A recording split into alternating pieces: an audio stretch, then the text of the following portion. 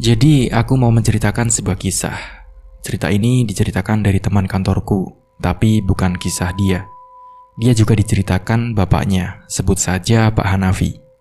Dan kisah ini juga bukan kisahnya Pak Hanafi, tetapi kisah kakaknya dari Pak Hanafi yang bernama Dayani, yang kini udah lama meninggal karena mengalami penyakit non-medis. Jadi karena ceritanya dari sudut pandang Pak Hanafi, aku di sini menceritakannya sebagai Pak Hanafi. Mungkin tak usah kelamaan, langsung saja ke ceritanya.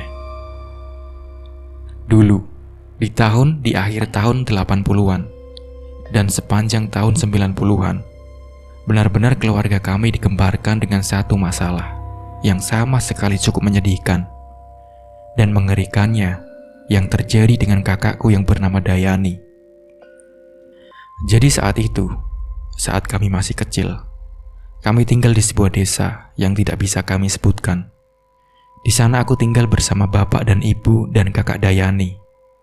Aku dan kakak Dayani tumbuh bersama dan terbilang kami cukup kompak, biarpun usia kami selisih 4 tahun. Karena aku masih SD dan kak Dayani sudah SMP. Sejak kak Dayani SMP yang mulai terlihat layaknya wanita desa, banyak lelaki desa yang suka melihat, bahkan iseng mengganggu Kak Dayani.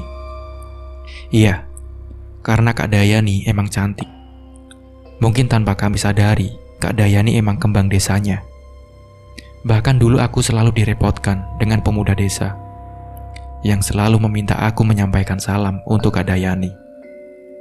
Bahkan gak jarang, mereka juga sering menitipkan selembar surat cinta untuk Kak Dayani. Aku selalu mengantarkan suratnya ke Kak Dayani. Meskipun sambil jalan pulang, aku lebih dulu membacanya karena penasaran.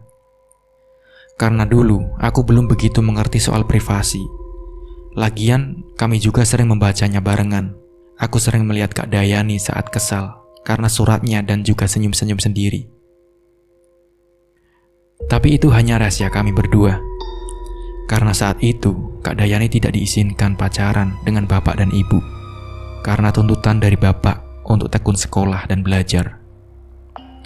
Saat itu, Kak Dayani juga emang selalu dibangga-banggakan bapak dan ibu karena sering mendapatkan ranking dan nilai membanggakan bapak dan ibu. Selain cantik, Kak Dayani juga pintar di sekolah. Lalu saat aku masuk SMP, Kak Dayani masuk SMA. Sejak SMA, Kak Dayani mulai sering bergaul dan punya banyak teman cowok dan cewek. Dan juga mulai pacaran karena emang bapak dan ibu sudah mengizinkan. Biarpun bapak sebenarnya saat itu lebih menyarankan untuk fokus menyelesaikan SMA dulu. Tapi tetap, bapak tidak bisa melarang. Karena dulu di desa kami, kebanyakan orang tua sudah mengizinkan anaknya pacaran sejak SMA. Karena orang tua selalu diselimuti ketakutan anaknya menjadi perawan tua jika punya anak perempuan. Mungkin itulah yang dipikiran bapak dan ibu saat itu. Lagi pula, Kak Dayani saat pacaran sangat terbuka dengan bapak dan ibu. Cowoknya selalu datang menemui bapak dan ibu di rumah. Bukan tipikal pacar diam-diaman dan melakukan hal yang rusak. Meskipun saat SMA, Kak Dayani sering gonta-ganti pacar, tapi masih dalam kontrol orang tua. Tapi sejak SMA, Kak Dayani mulai sering dimarahi bapak karena terlalu fokus bergaul dan pacaran. Imbasnya prestasi di sekolah menjadi menurun. Setelah tamat SMA, Kak Dayani tidak melanjutkan pendidikannya ke kuliah karena saat itu tidak kepikiran sama sekali. Karena di desa kami saat itu, kebanyakan wanita setelah tamat SMA dianggap sudah sangat matang untuk menikah. Bahkan banyak juga setelah tamat SMP langsung menikah. Untuk perempuan kebanyakan seperti itu. Begitu juga dengan Kak Dayani. Setelah tamat SMA, Kak Dayani langsung menunggu ada lelaki yang melamar. Karena saat Kak Dayani pacaran di masa SMA-nya, pacarnya nggak pernah menetap. Jadi setelah tamat SMA, Kak Dayani niatnya menunggu lelaki yang serius. Tapi setelah 4 tahun Kak Dayani tamat SMA, belum ada seorang pun yang datang berniat melamar. Saat itu, Kak Dayani udah mulai merasa malu karena teman-temannya saat itu sudah pada menikah. Bahkan banyak yang sudah menikah dan punya anak. Bapak dan ibu juga merasa malu Karena di desa kami, Kak Dayani mulai jadi pembicaraan yang dianggap wanita yang tidak laku. Dan banyaknya fitnahan yang seolah menduga kalau Kak Dayani tidak laku karena sudah tidak perawan lagi. Karena Kak Dayani memang sering gonta-ganti pacar di masa SMA-nya. Itu pastinya menyakitkan keluarga kami dan sungguh memalukan. Lalu karena bapak dan ibu gak kuat terus-terusan melihat Kak Dayani menunggu layaknya wanita yang tidak laku, akhirnya bapak juga berusaha menjodohkan Kak Dayani dengan anak temannya. Ibu juga berusaha menjodohkan Kak Dayani dengan anak teman ibunya. Tapi setelah beberapa kali dijodohkan dan sempat hampir dilamar, tapi calon lelakinya selalu berubah pikiran dan menghindar dari Kak Dayani. Aku sampai bosan melihat Kak Dayani sedih dan terus sedih. Udah beberapa kali dijodohkan, gagalnya hanya karena lelakinya berubah pikiran tanpa ada alasan apapun. Bapak dan ibu kecewa dengan pihak lelakinya yang dianggap tidak bertanggung jawab. Bapak dan ibu juga sering heran karena Kak Dayani cantik, baik, tapi kok begitu sulitnya dia mendapatkan jodoh. Beda dengan perempuan lain di desa kami yang begitu mudahnya mendapatkan jodoh. Padahal Kak Dayani cantik dan juga sangat baik dan sadar, pinter, mungkin bonus untuk calon lelakinya. Saat itu juga, kami sekeluarga mulai merasakan keanehan dengan sikap atau apa yang dilakukan Kak Dayani. Keanehan awalnya ini sangat sepele. Bahkan aku gak pernah berpikir bahwa inilah gerbang musibah untuk Kak Dayani dan keluarga kami dari kutukan, yang ternyata ada hubungannya soal jodoh Kak Dayani. Keanehan Kak Dayani sering banget minum pakai gelas, tapi di dalam gelasnya ada satu batu seukuran buah jambu. Awalnya yang melihat itu ibu. Ibu melihat Kak Dayani minum dan langsung ditanya dengan ibu, "Kok ditaruh batu di gelasnya?" Ibu nanya karena heran. Kak Dayani jawab dengan santainya, "Oh, ini batu untuk terapi, Bu, supaya Dayani awet muda." Kak Dayani sambil menjawab dengan ketawa kecil yang seakan malu. Ibu percaya, awalnya emang bener batu itu untuk terapi. Tapi ibu heran, Kak Dayani tahu dari mana kalau batu itu bisa buat awet muda. Karena setelah bertahun-tahun Kak Dayani tamat SMA, dia gak pernah bergaul lagi. Bahkan keluar rumah aja sudah sangat jarang. Jangan berpikir kalau Kak Dayani browsing. Belum musim internet. Bahkan saat itu, TV aja kami belum punya. Karena cuma hanya orang kaya di desa yang memiliki TV. Karena dulu di masa itu, khususnya desa kami, TV adalah benda yang cukup mewah. Soal batunya, aku juga pernah melihat Kak Dayani minum di dalam gelasnya ada satu batu. Iseng aku nanya juga. Kak Dayani langsung menjawab. Katanya, itu herbal untuk awet muda. Ya, tanpa pikir aneh-aneh, aku langsung percaya. Sejak saat itu, kami mulai terbiasa dan sering melihat Kak Dayani minum seperti itu.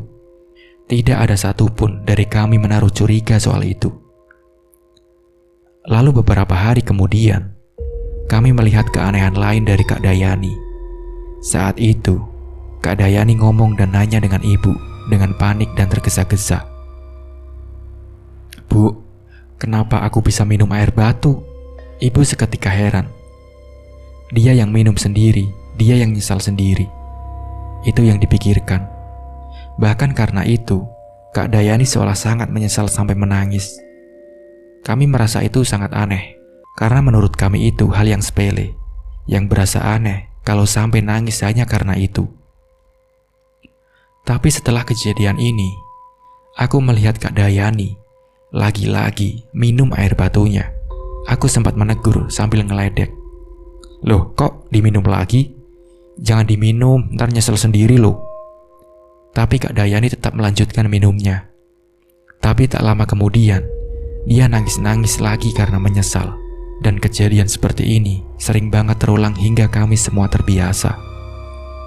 Jadi itulah keanehan awal Kak Dayani, yang sama sekali belum buat kami menaruh curiga apapun, hanya sebatas aneh. Tapi keanehannya bukan hanya itu.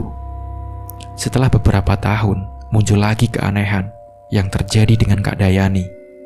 Karena dia mulai sering pikun yang emang gak normal dengan usianya yang masih berusia 25 tahun saat itu. Jadi awal mulanya, aku melihat Kak Dayani pikun. Itu saat pagi-pagi, aku duduk di depan rumah. Dan seperti biasa, rutinitas Kak Dayani menyapu teras. Aku melihat Kak Dayani menyapu teras. Lalu selesai menyapu, Kak Dayani masuk ke dalam. Tapi hanya berselang menit, Kak Dayani keluar lagi, ambil sapu lagi, dan menyapu teras di tempat yang barusan dia sapu. Aku merasa heran dan bilang, "Lah, kok disapu lagi, Kak?" Tanyaku sambil heran. Kak Dayani keheranan sendiri, karena menurut dia, terasnya belum disapu. Padahal barusan aku melihat secara langsung, dia sudah menyapu. Bukan cuma itu, aku pernah lihat juga Kak Dayani saat makan siang. Setelah makan, Kak Dayani masuk ke kamar. Tapi berselang menit, dia keluar kamar, ambil piring dan makan lagi. Karena aku udah merasa Kak Dayani agak pikun, karena kejadian sebelumnya, aku mastiin lagi sekaligus menanya, "Kok makan lagi, Kak? Kan barusan aja kakak udah makan." Dia kebingungan sendiri. Dan kejadian seperti ini mulai sering dialami Kak Dayani. Dia sering melakukan sesuatu itu double, karena lupa udah melakukannya. Dan keanehan Kak Dayani, bapak mulai curiga soal pikunya dan batu itu. Dan bertanya-tanya, ada apa dengan Kak Dayani? Bapak pun pernah curhat dengan tetangga kami, yang itu teman dekat bapak. Bapak ceritain soal keanehan Kak Dayani, dan mereka pun menduga kayaknya ada sesuatu di batu itu. Bapak juga disarani untuk mengambil batu itu dari Dayani. Takutnya batu itu jimat. Lalu karena bapak udah resah, akhirnya diam-diam bapak mengambil batunya yang selalu ditaruh Kak Dayani di gelas yang ada di kamarnya. Saat Kak Dayani sadar, batunya udah tidak ada. Kak Dayani marah-marah yang luar biasa, sampai memukul semua benda yang ada di dekatnya, sampai keadaan rumah berantakan semua. Saat itu, kami benar-benar heran melihat Kak Dayani marah sekeras itu. Itu pertama kali kami semua melihat Kak Dayani keras. Lalu karena bapak sudah takut, akhirnya bapak ngebalikan batunya ke Dayani. Setelah batu itu di tangan Kak Dayani, betapa kagetnya kami melihat Kak Dayani mengancam dan membentak bapak. "Jangan sekali-kali sentuh batu itu lagi. Ini hanya perawatan wanita. Jangan sentuh lagi. Jika batu hilang, aku akan hancurkan rumah ini." Setelah itu, Kak Dayani pun masuk ke kamarnya. Hingga membanting pintu. Saat itu waktu siang. Saat itu Kak Dayani buat bapak ketakutan, hingga kami melihat mata bapak berkaca-kaca, bercampur sedih dan takut. Kami semua heran, kenapa Kak Dayani bisa sekeras itu, terutama dengan bapak. Lalu sore itu, Kak Dayani keluar kamar yang kelihatannya baru bangun tidur. Sikap Kak Dayani saat itu benar-benar tanpa merasa bersalah sama sekali. Bahkan tidak canggung juga. Melihat ibu yang sedang mencuci piring di belakang, dengan santai dan lembutnya Kak Dayani ngomong, "Loh, kok ibu yang nyuci piring? Sini bu, biar Yani aja yang cuci." Karena sebenarnya itu rutinitas Kak Dayani tiap sore. Tapi karena ibu juga udah takut dengan Kak Dayani soal tadi siang, ibu gak berani ngetuk pintu kamarnya Kak Dayani untuk mengingatkan mencuci piring. Makanya Kak Dayani minta untuk nyuci piring. Setelah beres nyuci piring, Kak Dayani juga buatin kopi buat bapak. Itu juga rutinitas Kak Dayani. Melihat itu, kami semua merasa heran dengan Kak Dayani. Sikapnya menunjukkan seolah gak terjadi apa-apa, gak merasa bersalah, bahkan tidak canggung sama sekali. Bapak sampai ragu, jangan-jangan yang marah-marah tadi itu bukan Kak Dayani. Dari sini, sebenarnya bapak sudah curiga. Tapi karena Kak Dayani juga sering pikun juga, jadi kami mulai mikir, mungkin Kak Dayani pikun lagi, alias lupa soal kejadian tadi siang. Lalu malamnya saat makan malam, Bapak dan Ibu berharap dan menunggu Kak Dayani minta maaf. Tapi Kak Dayani sama sekali gak menunjukkan sikap bersalah. Tidak canggung juga, sikapnya seperti biasa. Dan akhirnya Bapak buka pembahasan dan menanya ke Kak Dayani, "Yani, kamu kenapa tadi siang?" Dengan santainya Kak Dayani menjawab, "Oh, batu itu hanya untuk herbal perawatan wanita aja kok, Pak." Dia cuma jawab lagi dan lagi. Kak Dayani sama sekali merasa tidak bersalah dan minta maaf ke Bapak. Dari sini yang sebelumnya kami udah curiga ada yang aneh dengan batu itu. Tapi karena jawaban Kak Dayani yang seolah meyakinkan kami semua kalau batu itu hanya herbal aja. Kalau batu itu hanya herbal, karena Kak Dayani terus-terusan jawab itu hanya herbal. Sejak itu kami tidak melihat batu itu lagi. Bahkan sampai sekarang, yang kami tidak tahu kemana batu itu. Apakah disimpan dengan Kak Dayani, atau mungkin dia buang.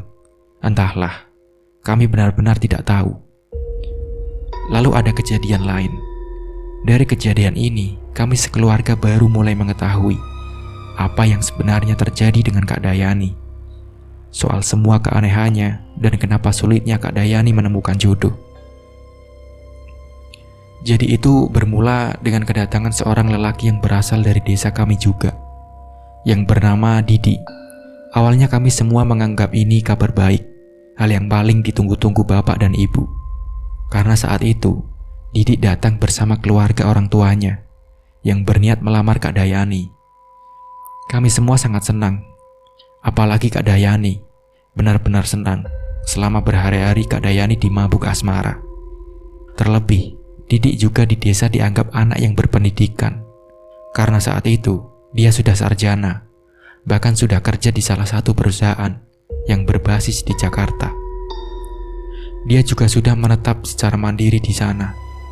Saat itu pas Didik pulang kampung menemui bapak ibunya dan memang berniat ingin melamar Kak Dayani. Tapi setelah beberapa hari Kak Dayani dimabuk asmara. Setelah lamaran itu, Didik berubah pikiran dan memutuskan hubungannya dengan Kak Dayani. Kami semua pastinya sangat kecewa dengan keputusan Didik, terutama Kak Dayani. Tapi bapak mulai berpikir lain. Saat itu bapak mengingat kejadian sebelumnya, soal kegagalan hubungan Kak Dayani dengan anak temannya yang sudah beberapa kali dijodohkan dan selalu gagal. Bahkan sekarang dengan Didik terjadi lagi hal yang sama. Bapak mulai berpikir dan timbul pertanyaan, kenapa semua lelaki yang awalnya sudah suka, tapi dalam waktu singkat berubah pikiran? Apa ada yang salah dengan Dayani? Bapak berkali-kali nanya seperti itu denganku. Akhirnya, aku mengajak Bapak bertemu ke rumah Didik. "Pak, berhubung Didik belum balik ke Jakarta, kita tanyakan apa alasan Didik berubah pikiran." Bapak pun setuju. Lalu aku dan Bapak bertamu ke rumah Didik. Seperti rencana kami, Bapak nanya dengan Didik, "Nak Didik, sebelumnya saya minta maaf. Bukannya saya tidak terima keputusan Nak Didik, tapi saya sebagai bapaknya Dayani, saya ingin tahu kenapa Nak Didik berubah pikiran." Didik pun langsung menjawab, "Saya juga minta maaf, Pak. Sudah membuat Bapak sekeluarga kecewa. Tapi saya juga bingung, kenapa Dayani bukan seperti yang saya lihat di awal. Setelah beberapa hari, saya ketakutan melihat Dayani. Saya merasa tertekan. Saya juga bingung kenapa aneh seperti ini rasanya." Jadi intinya, di sini Didik menjawab apa yang dia rasakan saat melihat Kak Dayani. Didik berani jujur. Sedangkan lelaki sebelumnya tidak ada yang menceritakan alasannya kenapa mereka menghindar dari Kak Dayani.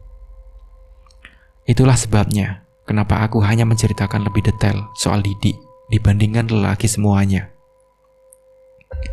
Setelah itu kami pamit pulang. Dan di rumah, kami mulai mikir bingung dan ketakutan. Seolah apa yang ditakutkan bapaknya sepertinya benar. Ada yang salah dengan Kak Dayani.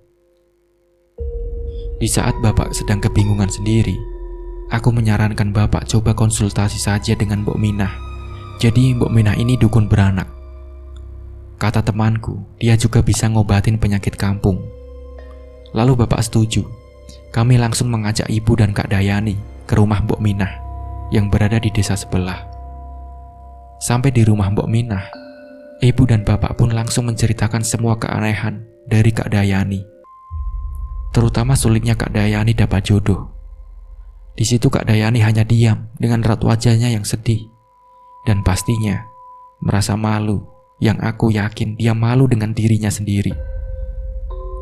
Karena kami sekeluarga sudah serepot ini hanya karena tidak ada yang mau berjodoh dengan dia. Kita balik lagi soal mboknya.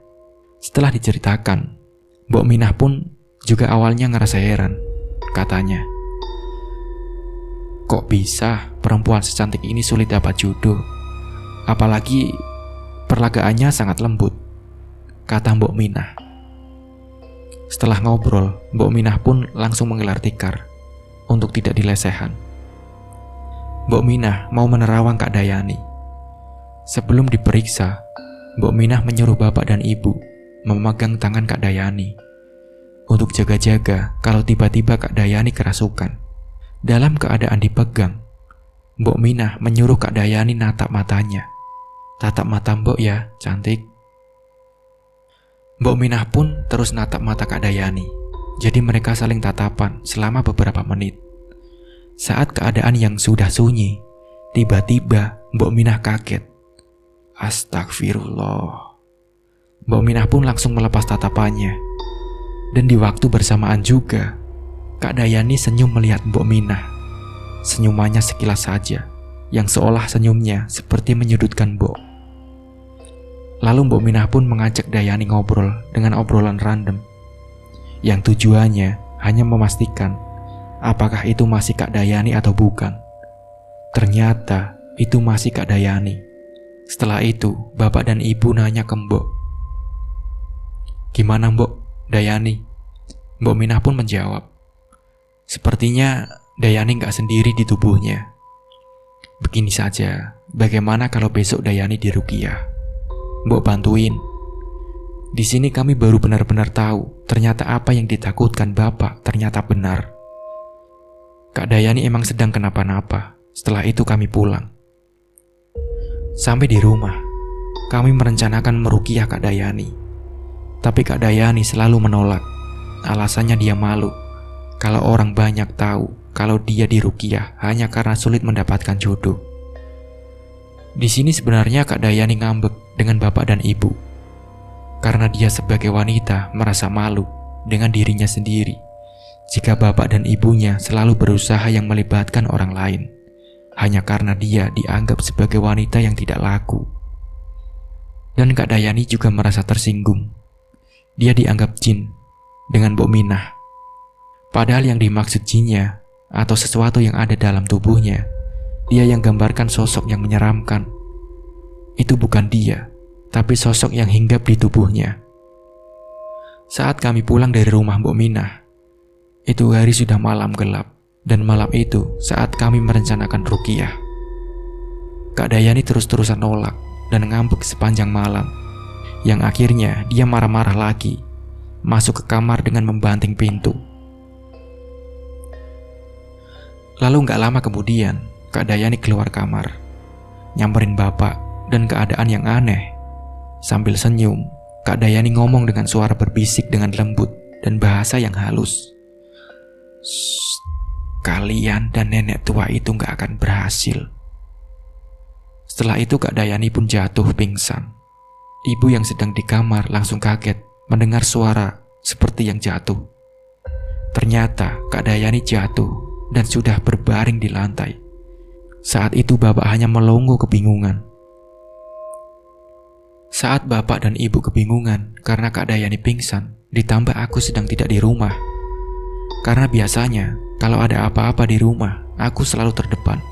Karena Bapak Ibu sudah lumayan tua.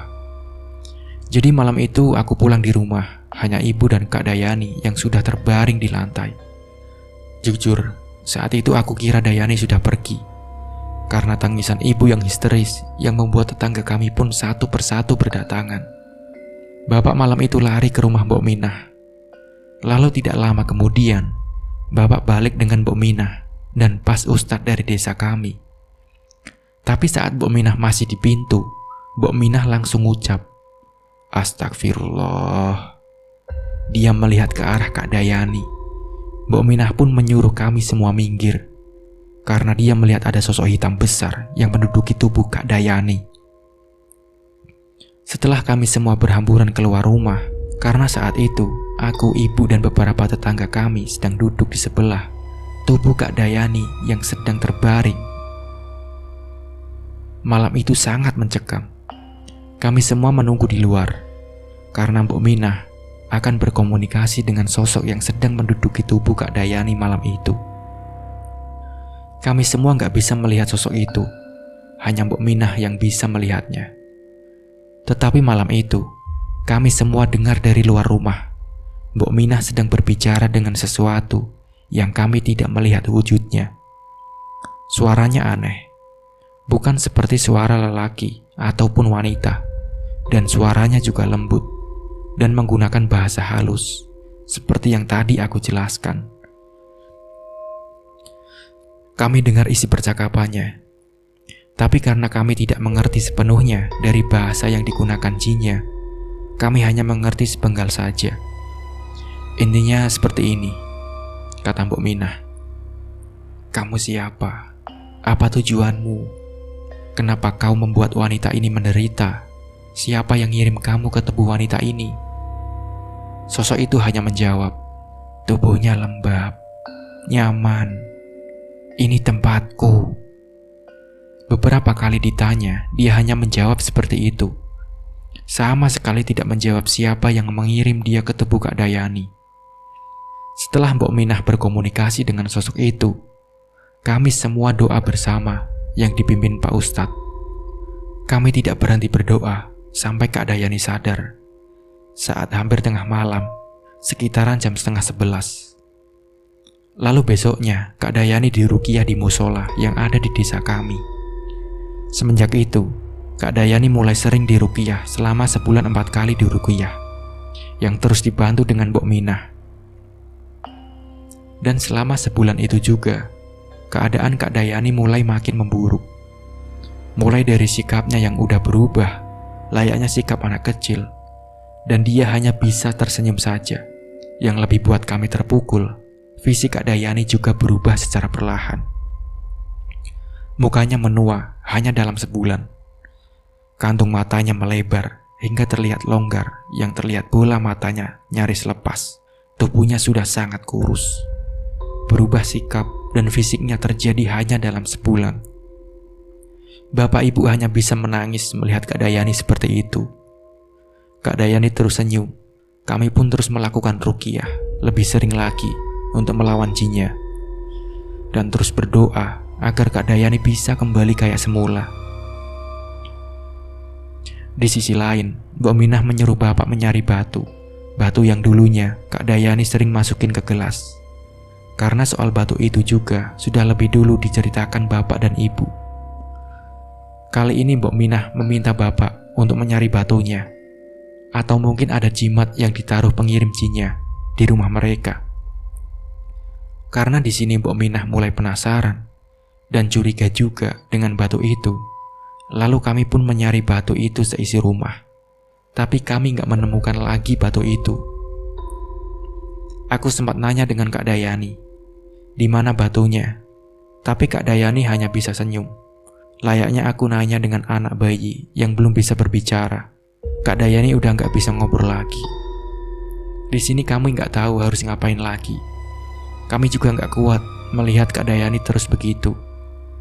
Lalu aku kepikiran, apakah mungkin Kak Dayani hanya menderita penyakit medis? Mungkin Kak Dayani stres berlebihan karena malu, karena dia sendiri menganggap dirinya wanita yang tidak laku. Dia malu dengan semua warga desa, apalagi banyak isu jelek dari masyarakat soal Kak Dayani. Mungkin karena itu Kak Dayani stres, dan membuat gizinya juga memburuk, yang membuat perubahan pada fisiknya. Aku sempat berpikir seperti itu. Lalu aku ajak bapak dan ibu ngobrol. mencari mereka untuk bawa Kak Dayani berobat ke ahli jiwa dan ahli gizi. Ternyata bapak dan ibu juga setuju. Singkat cerita, akhirnya kami bawa Kak Dayani ke rumah sakit jiwa. Di sana dia ditangani secara langsung dengan ahli jiwa selama kurang lebih setahun dalam masa perawatan di rumah sakit jiwa. Tapi setelah dirawat dalam kurang lebih setahun, Kak Dayani sama sekali tidak membaik, bahkan makin buruk lagi. Keadaan tubuhnya makin kurus, keadaan wajahnya makin buruk. Pokoknya nggak enak dipandang. Pihak rumah sakit jiwa juga sudah tidak bisa mendeteksi sumber penyakitnya, dan sama sekali tidak ada perubahan pada sikapnya. Banyak pihak juga yang menyarankan kami untuk pengobatan kampung, termasuk pihak medis. Akhirnya, kami pun membawa Kak Dayani pulang lagi. Semenjak Kak Dayani sudah pulang di rumah, banyak anak-anak desa yang ketakutan melihat Kak Dayani. Yang saat itu Kak Dayani suka duduk di depan rumah dengan tingkahnya yang random dan fisiknya menakutkan anak-anak. Bapak ibu hanya bisa menangis melihat Kak Dayani. Aku terus melihat ibu menangis, dan di sini keluarga kami sama sekali tanpa senyuman. Ada penghalang besar yang membendung senyuman kami, kecuali Kak Dayani yang terus senyum. Hingga di satu titik, kami di sini mulai bingung mau ngobatin Kak Dayani kemana lagi. Lalu saat itu temannya bapak menyarankan bahwa Kak Dayani ke Mbah Jiwo, dukun yang dianggap menggunakan ilmu hitam. Menurut kebanyakan warga di desa kami, katanya Mbah Jiwo dukun yang kuat. Mungkin Mbah Jiwo bisa mengusir sosok yang ada di dalam tubuhnya Kak Dayani. Awalnya bapak juga ragu karena takut musyrik. Lalu bapak kompromi dengan aku dan ibu juga. Kami juga awalnya ragu. Tapi karena kami tidak kuat melihat Kak Dayani terus-terusan begitu, akhirnya kami nekat membawa Kak Dayani ke Mbah Jiwo yang saat itu rumahnya lumayan jauh dari desa kami. Sampai di rumah Mbah Jiwo, Kak Dayani langsung memberontak, seperti takut dan benci melihat Mbah Jiwo. Aku pun dan bapak langsung megang Kak Dayani. Karena kami gak kuat, Kak Dayani benar-benar kuat. Akhirnya aku dan bapak ngikat tangan Kak Dayani pakai selendang yang saat itu dipakai ibu. Dalam sekejap, selendang itu pun robek dan putus. Akhirnya Mbah Jiwo mengasih kami sehelai daun bambu yang sudah sangat kering dan tipis. Mbah Jiwo menyuruh kami mengikat tangan Kak Dayani pakai itu. Kami heran, tapi kami tahu Mbah Jiwo dukun, dia lebih tahu soal ini. Kami pun segera ngikat tangan Kak Dayani dengan daun bambu itu. Anehnya, Kak Dayani benar-benar gak bisa bergerak. Pokoknya sangat aneh. Kami juga merasa aneh soal itu. Setelah Kak Dayani bisa tenang, barulah kami menceritakan dengan Mbah Jiwo soal Kak Dayani. Mbah Jiwo pun memeriksa Kak Dayani dengan metode-metodenya yang kami tidak mengerti. Setelah itu barulah Mbah Jiwo menjelaskan dengan kami, dan disinilah kami akhirnya dapat jawaban soal semuanya. Kata Mbah Jiwo, ada sosok jin hitam besar kurus, bermata merah yang ada di dalam tubuh anak ini. Ada yang mengirimkan jin ini ke tubuhnya agar anak ini sulit mendapatkan jodoh. Karena setiap lelaki yang berniat meminangnya, laki-laki itu tidak akan melihat dan merasakan aura aslinya, karena mereka akan melihat dan merasakan aura hitam dari jinnya yang memang diperintah untuk menutup aura aslinya. Ternyata di sini kami baru tahu kenapa dulu setiap lelaki yang dijodohkan dengan Kak Dayani, termasuk Didi, selalu gagal. Hanya karena mereka berubah pikiran. Ternyata tanpa mereka sadari, mereka hanya melihat dan merasakan aura hitam dari jinnya. Ini khusus buat lelaki yang berniat meminang atau menikahi Kak Dayani. Kata Mbah Jiwo juga, jin yang ada dalam tubuhnya anak ini sudah menyatu dengan sempurna di tubuhnya. Itulah sebabnya kenapa fisiknya berubah, karena itu mendekati bentuk sosok asli jinnya.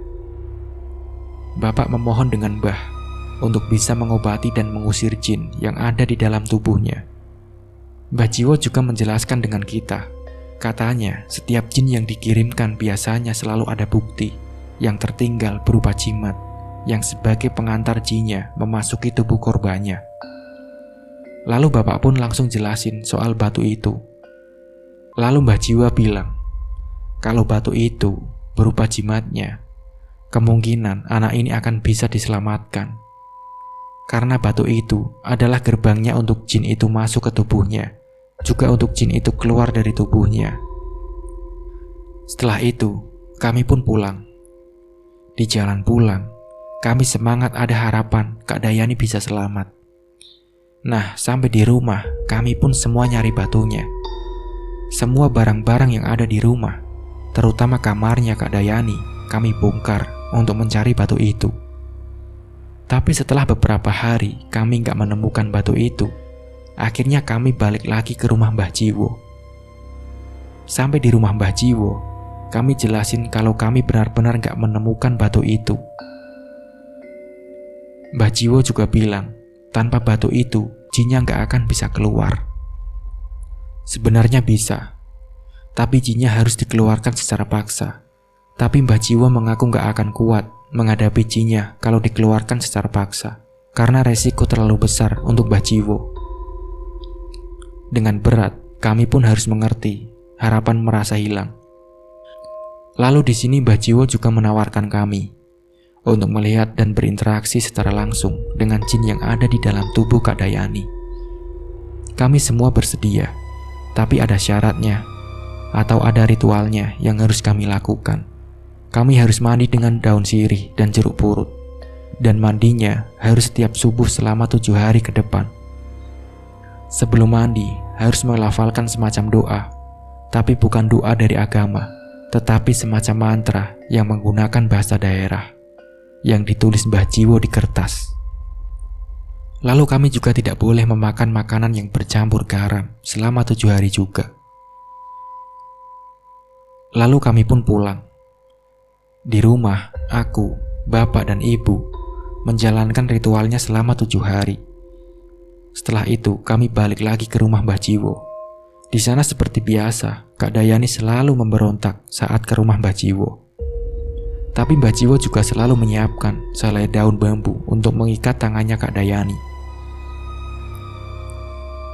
Setelah Kak Dayani sudah tenang, Mbah Jiwo juga langsung mempersiapkan tempat untuk kami di rumahnya, untuk kami berinteraksi dengan jinnya. Tapi sebelum dimulai, Mbah Jiwo ingatkan kami, sebelum memulai, ada pantangan yang jangan kalian lakukan. Nanti kalian akan melihat sosok jinnya secara langsung, dan kalian boleh menanya apapun. Tapi saat berinteraksi, jangan terlalu takut, jangan terlalu marah, dan jangan terlalu sedih. Emosi harus benar-benar stabil. Jika tidak, jinnya akan merasa menang dan akan mendominasi, yang memungkinkan keadaannya akan jadi lebih buruk. Mendengar itu aku bergetar, tapi aku memaksakan diri untuk berani. Lalu, aku, bapak dan ibu disuruh duduk berbaris di hadapan Kak Dayani. Setelah Mbah Jiwo menyuruh kami menutup mata, Mbah pun mengusap muka kami semua dengan kain lap yang basah, yang sudah diisikan mantranya Mbah Jiwo. Setelah itu baru Mbah nyuruh kami buka mata, dan aku dengan jelas, persis di hadapanku, ada sosok yang sangat besar, hitam, dan sangat kurus. Matanya terlihat longgar dan merah. Dia senyum melihat kami semua. Dan bapak pun langsung mulai bertanya, yang seolah kayak ngobrol dengan jinnya. Di sini kami nggak bisa memahami semua maksud dari jinnya, karena bahasa jinnya yang menggunakan bahasa daerah halus. Yang kami tangkap atau yang kami pahami, jinnya mengatakan tidak akan bisa dan tidak akan mau keluar dari tubuhnya Kak Dayani. Jinnya juga bersumpah kalau Kak Dayani gak akan pernah selamat. Jinnya mengatakan itu dengan bahasanya yang lembut dan halus. Bapak juga sempat menanya siapa yang mengirimkan dia ke tubuh Kak Dayani. Tetapi tetap saja jinnya gak mau menjawab, hanya senyum. Di sini kami semua telah melihat dengan jelas, persis di hadapan kami jinnya. Setelah mengobrol, kami pun pamit pulang dengan Mbah Jiwo. Bapak dan ibu sangat lemas. Ibu gak pernah berhenti menangis. Setelah kami benar-benar pasrah, kami hanya bisa berdoa dan berharap Kak Dayani bisa kembali. Dan pengobatan dengan Mbah Jiwo adalah pengobatan terakhir Kak Dayani. Kak Dayani gak pernah sembuh lagi. Yang akhirnya, sampai bertahun-tahun ke depan, keadaan Kak Dayani begitu. Akhirnya, kakak saya Kak Dayani, wanita tercantik kami, meninggal dunia pada tahun 2003 yang di usianya ke-31 tahun, meninggal secara mendadak. Setelah Kak Dayani pergi, bahkan sampai sekarang, kami belum tahu siapa yang tega membuat Kak Dayani menderita semenderita itu. Apakah Kak Dayani telah menyakitkan hati orang lain hingga membuat orang itu menjadi orang terjahat untuk dirinya sendiri? Atau mungkin itu hanya orang yang sirik, yang sangat kejam, tanpa dikaruniai balas kasih sesama manusia. Tapi ya sudah melupakan kejadiannya, dan juga sudah memaafkan siapapun pelaku di balik ini semua. Kami tidak ingin kembali mengingat kisah ini, tapi di sini kami hanya ingin membagikan kisah kami. Semoga bisa dijadikan pembelajaran. Buang yang buruk, ambil yang baik. Nah, seperti itulah ceritanya. Semoga bisa bermanfaat dan semoga bisa dijadikan pembelajaran. Mungkin cukup sekian dari saya. Wassalamualaikum warahmatullahi wabarakatuh.